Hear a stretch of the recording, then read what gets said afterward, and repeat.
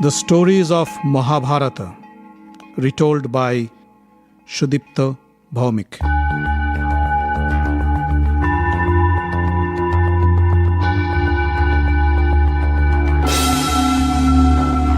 Welcome, dear friends, to another episode of the Mahabharata. I hope you're enjoying them. In the last episode, we heard about the story of how the Pandavas and the Kaurava brothers found their Guru, their arms teacher, in Dronacharya.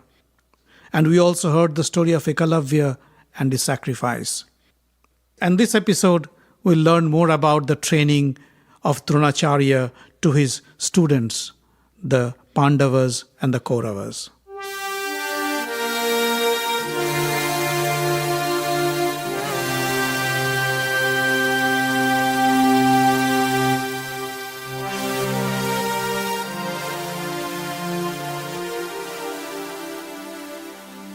Time came when Drona realized that the Kuru princes have completed their training, and now was the time to showcase their talents and demonstrate their skills. He went to Dhritarashtra and said, "O king, I have taught the Kuru princes all the skills of using the most advanced weapons, and they have successfully completed their training. If you kindly permit me, I would now like to showcase their talents in various weaponry in front of the royal family, as well as the citizens of Hastinapur. It will not only please the audience, but will also carry a message to all the enemies of Hastinapur that the Kuru throne will be in capable hands for years to come." Dhritarashtra was extremely pleased to hear this news. He gladly granted Drona his permission and said, "Oh, how I wish I could have seen this exhibition of my son's talents and skills. Drona, you please go ahead with the arrangements for this grand exhibition. I will watch the event through the eyes of my brother Vidur." With Dhritarashtra's blessings, Drona had the royal architects build a huge arena stadium in the outskirts of the city. It was a grand stadium, the likeness of which was never built before. The tiered seats of the stadium reached high into the sky. The royal boxes were decorated with luxurious silk and jewels. Colorful flags fluttered on the top. On the day of the event, people from all over the country started to pour into the stadium from early in the morning. Later, the royal family arrived from the Kuru palace and took their seats in the royal box. Dhritarashtra was accompanied by Vidur, who kept on describing the grandeur of the stadium and the surroundings. Kunti was doing the same for Gandhari, who had her eyes tied shut in a permanent blindfold. Before the main event, the Brahmins walked in and performed the rituals and prayed for the blessings from the gods. Then arrived Drona, accompanied by his son Ashwathama. His white beard and white silk robe billowed in the winds, and the crowd erupted in a loud cheer. Drona raised his arm to calm them down. He then sat down on his special seat on the sidelines and gestured the guards standing at the entrance. The guards opened the door, and through them entered the princes led by Yudhishthir. They were all dressed in gorgeous costumes, jewelry, ornate armors and helmets. The entire stadium stood up to cheer the Pandava and the Kaurava brothers, who walked in and stood at their marked positions. Soon the show started, and the princes began to exhibit their prowess in different kinds of arms and weaponry. Sometimes in group formations, sometimes individually, they demonstrated their skills with spears, bows and arrows, swords and maces. Sometimes they galloped around the stadium on horseback. Sometimes they chased each other on roaring chariots. And sometimes just on barefoot. Again and again, the enthralled crowd broke into thunderous applause. Then Drona called upon Bhima and Duryodhana to a mock fight with their favorite weapon, the iron mace.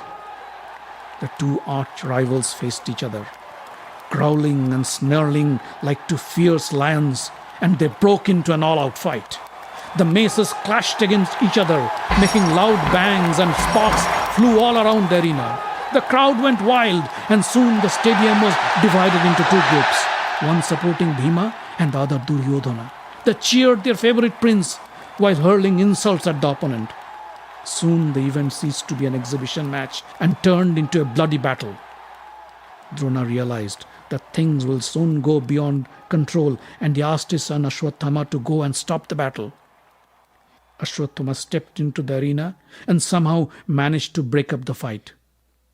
The two brothers, although unhappy to prematurely conclude the battle, grudgingly went back to their seats, and the Kuru seniors sighed in relief. Next, Drona stood up and addressed the crowd. My dear citizens of Hastinapur, now I present to you my favorite student and the best archer in the world, the third son of our late King Pandu, Arjuna. Arjuna stepped into the arena, bowed to his guru, to his elders, to the crowd, and then began displaying his skills with mystical weapons and archery. The crowd gasped when he created a huge fire in the stadium using Agni or fire missile, and soon he doused the fire in a thunderous downpour using Varunastra or the water missile. Next he fired the Vayu Astra or wind weapon, and forceful winds blew through the stadium, blowing off the turbans and other garments from the audience. Then he fired his Parvatastra or the mountain weapon, and the huge mountain appeared in the stadium to quell the winds. One after another, Arjuna demonstrated his skills with a variety of weapons, and each time the crowd exploded in thunderous applause to cheer their hero. Arjuna also demonstrated his skills in archery by hitting a variety of almost impossible targets. The city of Hastinapur realized that Drona's claim was not in vain. Arjuna is indeed the best archer and warrior in the world. Just at that moment, a bright and handsome young man entered the stadium through the gates, and the entire stadium turned their eyes to him. Although the man was wearing simple clothes, but he wore a natural armor that was an integral part of his body. The bright and glowing earrings on him also seemed to be an integral part of his ears. He stepped into the arena and called out to Drona, O great Guru, Dronacharya, I am Karna. I can prove to you that I am a better archer and a better warrior than your favorite student Arjuna. Whatever skills he demonstrated, I can perform them all, even better. So please, permit me. There was such an air of confidence in his voice that it amazed the audience as well as Drona. His bold stance and his defiant attitude drew the attention of the entire stadium. The excited crowd started to cheer Karna and called upon him to display his skills. Drona had to give in to this demand. But standing in the sidelines, Arjuna felt a tinge of jealousy creeping in him. He didn't like the glory he was enjoying being shifted towards this strange young man. Karna stepped into the center of the arena and started demonstrating his mastery with various weapons. He displayed the same feats shown by Arjuna, and some even better than him. Soon the audience in the stadium realized that Karna was indeed a great warrior, someone who was worthy contender of Arjuna. They cheered Karna with huge applause as he concluded his demonstrations. The Pandavas, especially Arjuna, felt that the limelight has now shifted from them onto Karna. Duryodhana also realized that Karna could be the only person who can counter Arjuna in the battlefield, and hence befriending him would be the best strategy. He immediately walked up to Karna and embraced him and said, Karna, you have amazed us with your skills. What can we, the Kurus, do for you? Tell me. Karna was overwhelmed with this kind gesture. He said, O Prince, all I desire is your friendship. Arjuna was fuming with jealousy, and watching Duryodhana extend his hand in friendship to Karna made him even more angry.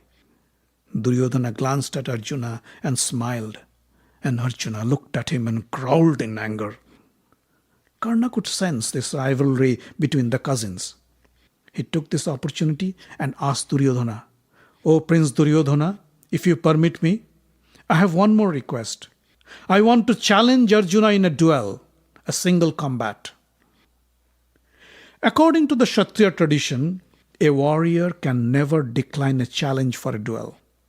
Arjuna too was eager to fight Karna and end his arrogance once and for all. He picked up his weapons and stepped into the arena. Duryodhana took Karna to the center of the arena, and the two rivals faced each other. The crowd went berserk. The stadium exploded with thunderous shouts, screams, roars, and cries of the people. Everybody stood up on their feet to watch this unprecedented battle. But in the royal box, all of a sudden, Kunti felt dizzy. She fainted and fell off her seat. But to know the reason for her sudden illness, we need to go back to her past, when Kunti was only a teenager living in her father Kunti Bhoja's palace. In an earlier episode, I had mentioned that Kunti had a boon or a gift from Rishi Durbasha. Once, Rishi Durbasha had visited Kunti Bhoja's palace and was extremely pleased with Kunti's kindness and hospitality. The happy Rishi gave her a gift, a divine mantra, which when chanted gave her the power to invoke any god she wished and have the honor of bearing a child of him. Kunti was too young to really appreciate the seriousness of this boon. So one morning, while she was watching the sun rise in the eastern horizon, just out of sheer curiosity, she recited the mantra and invoked the sun god. And lo and behold, the sun god himself appeared before her in person. He said, "Kunti, you called me, and here I am. I will give you the most beautiful child one can expect." Kunti was flabbergasted. Besides, she was merely a child, a teenager. She said, No, I don't want a child. It was a mistake. Please go back." The sun god smiled and said, "I cannot go back without fulfilling my task. The mantra obligates me to give you a child. You must accept me." The scared princess said, But I am not married. How can I have a child out of wedlock?" "Don't you worry, Kunti," said the sun god. "Even if you have a child from me, you will still remain a virgin." And saying so, he embraced Kunti. In due course of time, Kunti gave birth to a beautiful little boy. The boy had a strange physical feature. He seemed to be wearing a hard armor on his chest and a pair of glowing earrings. But being an unmarried girl, Kunti didn't have the courage to keep the child. She put the young boy in a basket and set it afloat in the flowing waters of the river Ganges. And with tearful eyes, she came back to the palace, thinking she would never see her child again. The basket kept on floating down the river for miles till it reached the outskirts of Hastinapur. There, Adhirath, the royal charioteer, was taking a bath in the river. He saw the basket with a beautiful boy floating by. He picked up the child from the basket and brought him to his wife, who was ecstatic with joy to have a son. The childless couple thanked the gods for being so kind to them. They named the boy Karna. So the moment Karna stepped into the arena with his natural armor and earrings, Kunti knew that this man was none other than her firstborn child, the son of the sun god, whom she had abandoned in the river Ganges. She was overwhelmed with mixed emotions. On one hand, she was happy to see his son grown up to be a handsome young man. On the other hand, she felt saddened that she could never embrace him as a mother would. She tried hard to control herself and keep calm. But when she saw that Karna was about to start a fight with Arjuna, a fight that could certainly result in the death of one of her sons, she couldn't take it anymore. Her head started to spin, and she fell off her seat, unconscious. The royal maids and nurses rushed in to help her. With their help, Kunti was soon able to regain her consciousness. I'm all right, I'm all right. It must have been the heat, she said, and went back to her seat to see what was going on in the arena. Meanwhile, in the arena, the duel between Arjuna and Karna was about to begin. As per the rules of the game, Kripa, Arjuna's previous teacher, stepped into the arena to introduce the duelists. He first introduced Arjuna, giving the details of his glorious ancestry and lineage. Then he asked Karna to announce his lineage. Karna, please tell us about your lineage. Whose son are you? Which kingdom do you hail from? But Karna was silent. He looked quite embarrassed. From his attitude, it became quite evident that Karna was not of royal origin. But Kripa asked again, Karna, you must be aware that duels can only be fought between equals. So please, tell us who you are and which noble heritage you come from. Else we cannot permit you to fight with the Kuru prince Arjuna. Karna felt deeply humiliated. As he was about to step out of the arena, Duryodhana came forward and said, Kripacharya, a hero's nobility is expressed only through his power and heroism and not by his birth. Karna has already demonstrated that his capabilities are no less than Arjuna, and that alone should be enough to prove his credibility. However, if it is royalty you seek in Arjuna's contender, then so be it. Here, right now, in front of the entire Hastinapur, I proclaim Karna as the king of the state of Anga. He then called the Brahmin priests, and right there in the middle of the arena, in front of the thousands of people, he crowned Karna as the ruler of the kingdom of Anga. Karna was overwhelmed with emotion. With folded arms, he asked Duryodhana, how can I ever repay you? Duryodhana held his arms and said, I only desire your friendship, dear Karna, nothing else. With the question of Karna's royalty being resolved, the duel with Arjuna was about to start again. As the two fighters got ready to fight, an old man walked into the arena. He was wearing a simple common man's clothes and carried a charioteer's staff in his hand. But the moment Karna saw this old man, he stepped down from his plate and bowed down to his feet. Here is my father, Adhiratha, Karna said to Duryodhana, who was curious to know who this man was. My father had adopted me when I was a small child. Then he turned to Adhiratha and said, Father, thanks to my dear friend Prince Duryodhana, your son Karna is now a king. Adhiratha was not able to control his emotion, and tears rolled down his cheeks while he embraced his son and blessed him by kissing his forehead multiple times.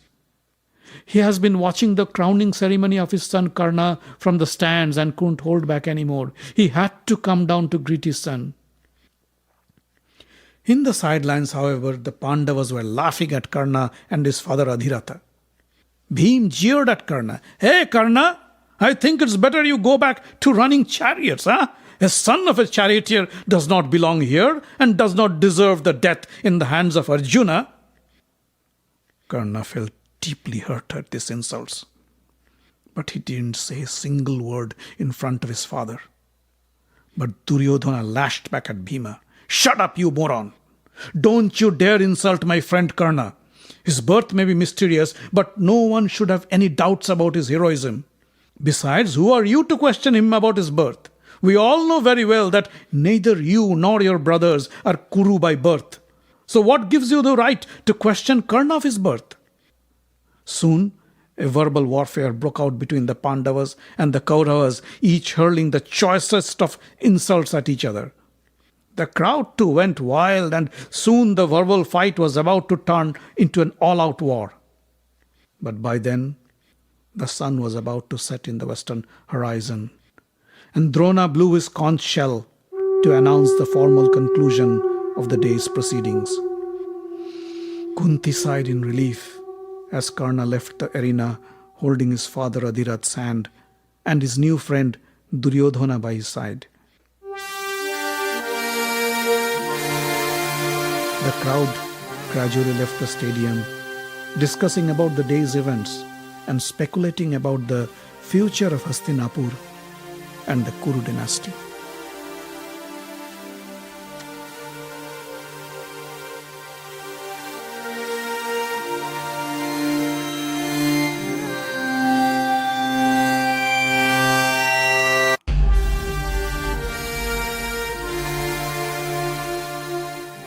The Stories of Mahabharata is written, directed and told by Sudipta Bhawmik.